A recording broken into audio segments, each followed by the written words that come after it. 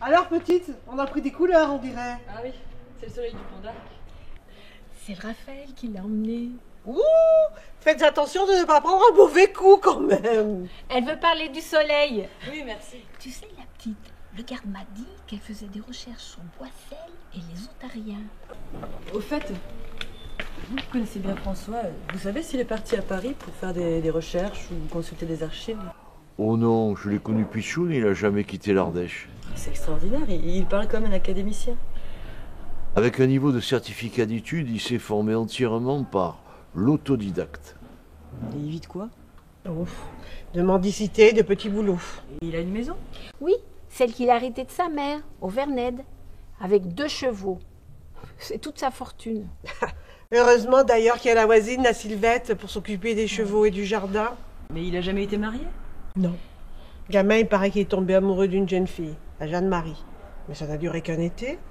Et plus tard, elle a épousé un haut fonctionnaire des impôts, à Créteil.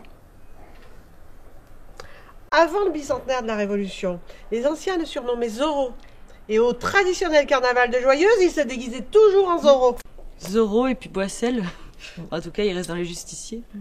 En 1989, il a découvert l'autre Boissel, celui de 1700. Ça a été comme un coup de foudre.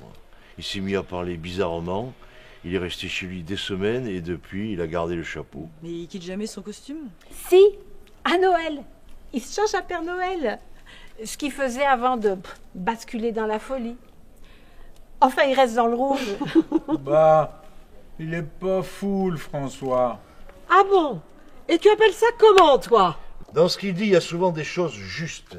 Des choses justes. Mais tu es devenu communiste, toi, maintenant. Bon, je vais aller promener un peu le chien et me faire une petite pipe. Tu en as déjà pris une ce matin et ce midi. Fais attention à ta santé. Louis, souviens-toi de ce qu'a dit le docteur. Mais Simone, le docteur est communiste. Mais c'est pas un communiste. C'est un socialiste. Ça n'a rien à voir. Bien vrai, même qu'il a voté à droite la dernière fois. Heureux qui communiste a fait un long voyage.